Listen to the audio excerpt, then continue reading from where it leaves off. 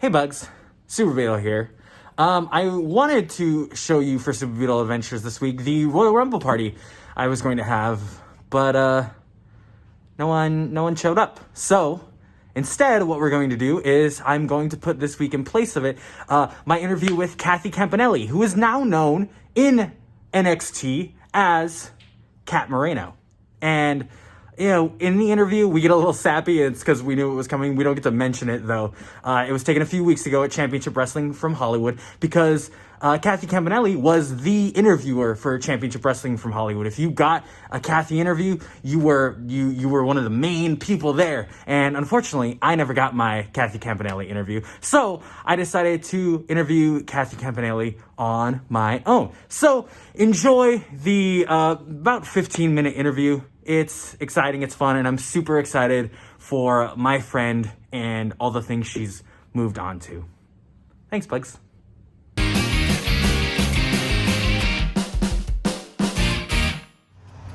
So, for the first Beetle Adventures bonus vlog, I decided I've never gotten my Kathy Campanelli interview at Championship Wrestling from Hollywood, so I was going to interview Kathy Campanelli out front of Championship Wrestling from Hollywood. This is perfect. It's a chance meeting. It's all right. The show's going on right behind us. You can kind of see it. And yeah, I wanted your perspective because it's kind of different. You're not a wrestler. You're not. You're a commentator. You're an interviewer. How would you introduce yourself? And because I don't want to do it. Okay, so I'm Kathy Campanelli. I talk about wrestling and eat cereal for a living.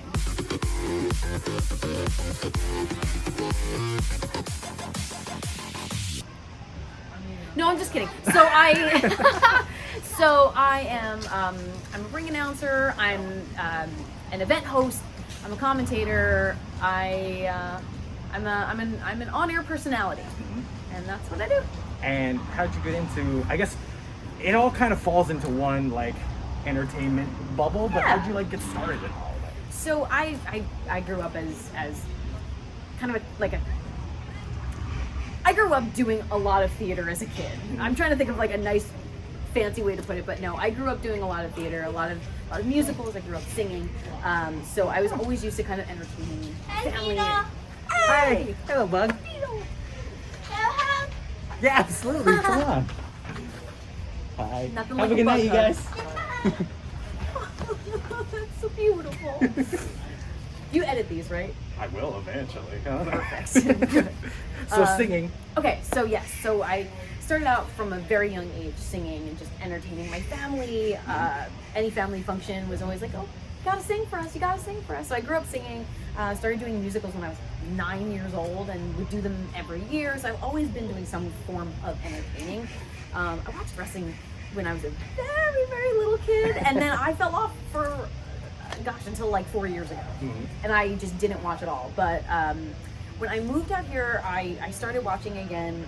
Actually, my roommate was really into watching it, so I decided as a birthday gift for him that I would get us a wrestling class to go to. I'm like, oh, this will be fun. I got it. Sorry, side Go track. for it, yeah. My brother's bachelor party, I decided we should take a wrestling class. No And way! that is how I got into wrestling, yeah. See, it's the gift that gave to everybody. Search out your local wrestling school. Mine was EWF School of Hard Knocks. Kathy Campanelli's was Santino Bros Wrestling Academy in Bell Gardens. They will probably throw you a birthday party for some amount of money. Exactly, look them up. We do live events. They're pretty fun. So I looked up a local wrestling school, and it happened to be Santino Brothers. They did a one-day tryout. Okay. I was like, well, this will be fun. We'll get in the ring and just see what it's all about. And it was brutal. It was not get in the ring and see what happens. It was crazy. It was crazy. So it was a lot of just running around, rolling, practicing basic bumping, and the last portion of it, a masked gentleman by the name of Gentleman Jervis came into the ring and talked to us about character development, about cutting promos, about telling the audience a story, not just with bodies inside the ring, but just as a personality. And that was the piece that really clicked for me. That was the part of it that I said, well, this feels right. This is something I want to do. It ended up that a few months after that initial tryout, they had an advocates class where it was pretty much everyone that wanted to be involved in wrestling, from either the production, the talking about it, the announcing, commentating, managing. It was all of that and some very, very light physicality, but it was not obviously going down the route of... I was going to ask, how different was, I guess, the Advocates class from the actual wrestling training? Because Santino Brothers is known for Santino Tough. They got guys like Brody King, Jake Atlas, Tyler Bateman coming out of there. What, did you have to do a lot of the stuff that was expected of them, or was it a much different track? It was way different. So Gentleman Jervis taught the class. We also had Jeremy Marcus, who's a great referee out in SoCal. He was teaching some of the referee portions of it. But the cool thing about it was our first day that we all showed up, we did a live show. So we had wrestlers that had stayed after that were training themselves. Some that were alumni that had just come for open ring, and they stayed after to actually, we had I think it was maybe 2 matches. And one person on each singles match had a manager on each side.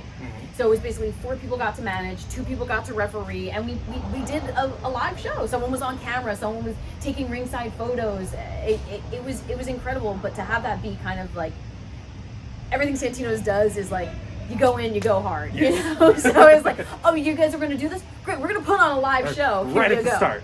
Here you go. Here's your sink or swim. And it kind of went from there. We started adding in more physicality, not necessarily full on bumping or taking crazy moves, but the idea of just of rolls and light workouts, just because even when you're managing or at ringside for someone else's match, you need to be limber, you need to be, you have to have some cardio, you know? Yeah, so that was something that kind of came later down the line, but yeah, I think it was the same idea of Santino Tough to a degree, but it was just incredibly intensive from the get. And so the one thing everyone knows about you would be cereal. Yeah. Oh, that's what we doing over here. That's what we're doing over here. Of course, the light come on, the music come. No music can come on. I don't think she got that editing skills. But what's good, folks? What cereal are we talking about now? Honey Bunches of Oats? So this is actually Super Beetle Adventures. Oh, you like cereal too? What cereal do you like, Ice? Honey Bunches of Oats. Honey Bunches of Oats. Honey Bunches of Oats. Okay. Why is it that one? Because I like a bunch of honeys. Oats. All right, I catch y'all. Ice Williams. So like I said, Kathy does have a show, Let's Get Cereal. Give me the whole lowdown. What Okay. brought it on? Where does it come from? Are you tired of cereal? Oh, wow. How hard hitting are we getting with these questions, Beetle? Journalist, Super Beetle, So, at the ready. Well, it was funny. So when it first started, obviously we're all on our phones. I'm glued to mine constantly. And it just kind of started out as a social media thing. I was like, hey, I'm going to share with, at that time, I think I had like 500 followers. The amount of times I've watched a live stream of Kathy Campanelli just eating cereal at her table, and I was like, what is this? Why? Why can't I stop watching? Why can't you? That's the thing. So it started out as just me doing reviews on different cereals. Then eventually it evolved to realizing that a lot of the people I was meeting in the wrestling world are also fans or foodies of some sort. Yeah. If they're not, hardcore training their bodies, they do need to nourish their bodies. And a lot of people would talk to me about cereal. So it kind of caught on just with even fans on social media that led to me doing more of the reviews. But then it started to evolve where people were bringing me cereal at shows, and then down the line I would end up having a special guest sitting down and having a bowl of cereal with them and doing an interview. I think one of my first ones was actually Jake Atlas and Heather Monroe at a bar wrestling event. We were getting ready for the show, and I'm like, hey, let's sit down and eat some cereal. Let's do it. And let's talk about it. It became something where any locker room I was going to, I was bringing cereal and almond milk and bowls and spoons and just inviting people to enjoy it. So it just kind of caught on, and eventually a following grew from it, and people started to look forward to it. So now every Saturday I'm either eating cereal live, eating cereal with a friend, or editing and posting videos. So do you know how many different kinds of cereal? Because it's always a different cereal I see you trying. Yes. People will bring you special cereals like, I found this at this one state only. And then it became something where people were taking photos in supermarkets. Yes, I've done it personally. You have. I've gotten them from Beetle, and I love them. It makes me feel so happy that people kind of associate me with that, because it's something I enjoy. I had someone that was actually overseas. I want to say they were in like Peru. Wow. And they were actually like a video through a Peruvian supermarket in like the cereal aisle. They're like, here's what we got, Kathy. What the heck? It's global. It's universal. I love it. But you did ask if I was tired of cereal. You don't have. We're not getting that hard hitting. We don't have to. Okay, answer. good. Because I was gonna say it's. I would imagine that being the one, like an all cereal diet, probably not good for you. It's really not. I have to incorporate a lot of different things. Yeah. Cereal's a special treat. It's not my only source of nutrition by any means. Feature film, Crunchitize Me Captain, starring Kathy Campanelli, coming out to theaters near you. I would love that, actually. That would be a delight. You would do a Super Size Me type film with cereal. Oh, I feel like that's not healthy, Kathy. It's really not, but these are the sacrifices we make for art. If you love it. If you love it, pursue it. I didn't know you were a fan of musicals. Oh, yeah. So, yeah. Let's get into it. Okay. Favorite musical? Oh God, this is not a popular answer by any means. I love the musical Cats. What? I do. Hold on. I had to turn the light back on. Perfect. Have you seen the new Cats? Okay, I did see the new Cats. Uh-huh. I don't hate that I saw it. I'm not like mad, like, oh darn it, that was a waste of my life. I wish I hadn't seen it. There were some cringy moments. Overall, it's Cats. Like, I was already resigned to the fact. Cats is Cats. Like, Cats is Cats. People don't It's weird. understand. It's wacky. It's wild. This story is already bonkers. Like, if you go to see bonkers. Cats, you know what you're getting It's a into. bunch of alley cats competing to go get Go to a heaven. new life. Yeah. I always just get really bummed out at that part too. Like, I would know it was the ending. I was like, nope, that's it. Can you Start at the give beginning. me, because you sang for your family, Yeah. can you give me part of Memory? Oh God. Just a little bit. Memory, all alone in the moonlight. I can smile at the old days. I was beautiful then. That was amazing. Oh, I thanks. legitimately didn't know that was coming. Oh my god. Okay, couple more questions. Yes, no, for sure. Favorite part you've played in a musical? It was okay. It wasn't my favorite part, but it was actually the musical that I had the most fun being a part of. I'll say was Into the Woods. I was the sick. baker's wife, and it's a cool role. I really enjoyed that because of the fairy tale element of it. I was never in Cats because I can't dance to save my life. Same. Which is okay. We have other skills, and that's I was Jack in Into the Woods Junior at Were you? Bramford Elementary, 5th grade. Wait, I was Look it Into up. the Woods Junior too, because I was in grade school. Yes. Which is they cut out the second act where everything goes haywire. Correct. Yep, we were just like, that's it. That's it. We're good. Happily ever after, and on the way home. Little Jack. It was pre-puberty, so I had a much higher voice, but I was like, there are giants in the sky. And that was Great it. tune. It was not as good that time as it was 20 years Don't ago. hold much Trust soup. me. Great one. Great Poor one. Jack. He got his cow, though. He got his cow and his beans. His beans. Jack didn't do so bad. Into the Woods is a good musical. It really is. If you cut out the second act where everything goes Yes. wild. I was also in The Wedding Singer. I think it was junior.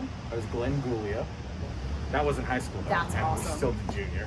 And then I was supposed to be the King in The King and I the next year after Into the Woods, but I didn't have good grades, so they threw me out. Man! Yep, I got cast. I did a week of practice, and then they were like, maybe not. Let's go with That's the second baloney. guy. Oh! Good job, Carl Jing.